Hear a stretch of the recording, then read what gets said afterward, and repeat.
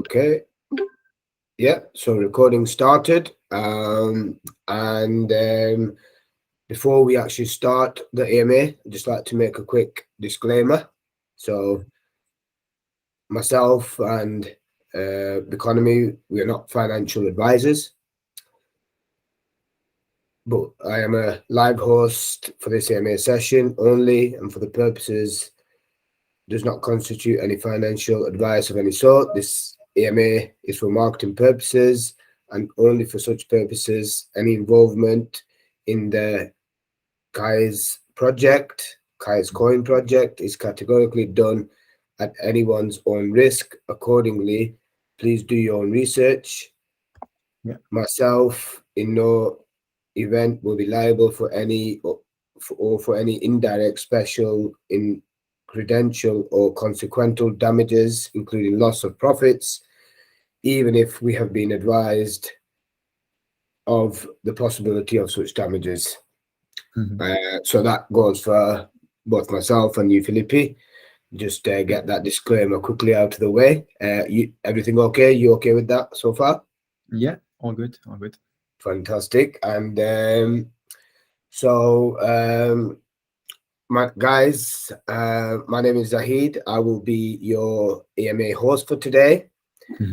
Representing Biconomy. Biconomy is a leading digital assets platform based in Canada and has a global following. Kai's coin did I pronounce that correctly? Jais with the J. Jais, yeah. I had this discussion with one of your colleagues as well. Yeah, so Jai's coin. Jais, yeah. So guys, please let me introduce you to Felipe. Second time. Felipe is the CEO of Jai's coin. And Felipe, do you want to give us a quick introduction about yourself and your project? Yeah. For our community. Yeah. Oh, 1 second, then I'll do this. So yeah. Well, Zahid, thanks for the AMA. It's super to be here on this AMA. Welcome everybody. It's a very pleasure to we can speak, and I'm looking forward to all the questions. My name is Philip Teunissen. I'm from Holland. I turned 41 today, so it's a special day for myself. Thank you. Felipe. Thank you. I have a background. I've been an entrepreneur my whole life. Background in artificial intelligence and finance. I do love sports. I do triathlons. I love Formula 1. I love nature, and of course I love crypto and blockchain. I think the potential of blockchain, it is technology that has the ability, and I think the power to really transform organizations and societies, how we can work together. So it has the potential of blockchain is immense, and that's also, it drew my attention in 2016, and since then I just absorbed by it. And if you look at Jais, I think we're building it's a blockchain based solution. We are building a financial ecosystem that focuses on ethical finance, Islamic compliant financial products that allows people to build a financial future, to improve their well-being. And it really encourages people to engage in economic activity, long-term economic activity that really benefits themselves and benefits society as a whole, as a combination. And I will explain, of course, much more about the whole Jais, how it works, what it is, what are the trends, how do we see it. But it is what we see is people are the most important. People are the most important, and around it we build this ethical financial ecosystem to really. So our goal is to help them get the most out of themselves, and that's what we are working on Jais. Yeah, very, very interesting, and it's a very interesting mix of blockchain technology, cryptocurrencies, digital assets, and the sort of Islamic sort of fiqh, and it being sort of Islamically compliant, which I suppose opens up the market, even larger, because I understand that you know, it being Sharia and fiqh compliant, allows you to have a product that is fairer, more transparent, because ultimately this is, you know, this is beneficial to not only the Muslims in the world, but to everyone in the world, you know, and it kind of coincides with, you know, the core beliefs of blockchain and cryptocurrencies, in terms of transparency, you know, cutting out the middleman, decrease cost, you know, increase fairness. So yeah, completely makes sense, and yeah, really loving it so far. Yeah. I mean, that's a great summary, of course. I mean, you Absolutely. summarize it pretty well. All the benefits, and it's such a beautiful fit. I mean, it's blockchain, this decentralized technology that really enables people to do it. Yeah, and then you build on top of it. Okay, what exactly are you enabling? Yeah, and then that ethical part is so important. I mean, I think if you look at our current financial system, where yeah, greed is more or less built in. Yeah, and then everything what we do is short term, because you need to maximize your profits, you need to maximize your own returns, and that has so much damage in the long term. Yeah, and we want to move away from that system. It's and yeah, that's also where we fall back in on to history. If you look at history, you talk about economic models in 1300, 1400, when the Renaissance started. It was all about real capitalism.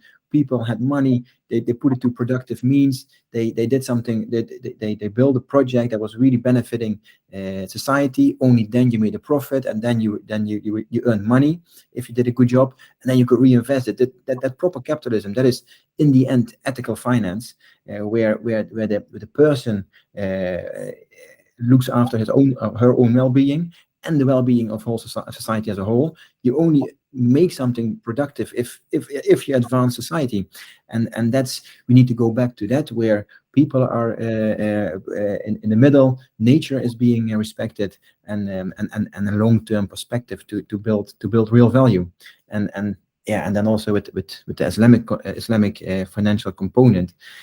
I mean, for those who are not familiar with Islamic finance, and this Islamic finance says, well, I mean, it prohibits interest. So in the whole Islamic finance, you cannot use interest.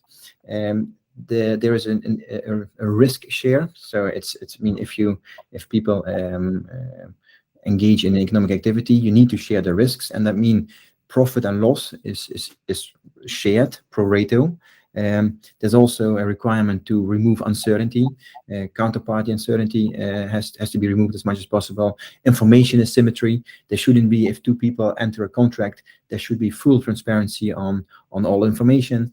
Of course, the activity that you can engage in has to be cannot be harmful. Of course, if you look at specifics in Islam, of course, no gambling, no alcohol, things like that. So it's that those components, especially no interest and shared risk and no uncertainty, that creates an environment where, I mean, everybody knows what are we doing. Okay, I believe in the project. There's no secret agenda. Yeah, and then we both go forward in this economic project. Yeah, and then we both are, the interests are aligned. So you really build something for the long term. Yeah, compare that to our current financial and fiat financial system, where, yeah, you would borrow money. I mean, you borrow me 1,000 euro or US. I need to pay you 5% interest. You're only interested in getting your money back. You're not interested in me succeeding with my project. Yeah, and that's this mismatch, and that's, it was before like that. Islamic finance still kept that essence. Yeah, and then our Western style finance deviated from that. Yeah, and it comes back. We feel there's also a big trend what we see. People want back towards real finance, real ethical finance, that has an impact on the long term. Yeah, and yeah, that's what we're incorporating in JICE. Yeah, and a lot of this makes sense. As a Muslim myself, I get the sort of connection. So you know, very, very interesting. So thanks for that quick intro about the basics of the JICE coin project. So quick question: how did your project start? You know, what's the foundations of Giants Coin project, and where did you come up with this idea of creating this link? Yeah.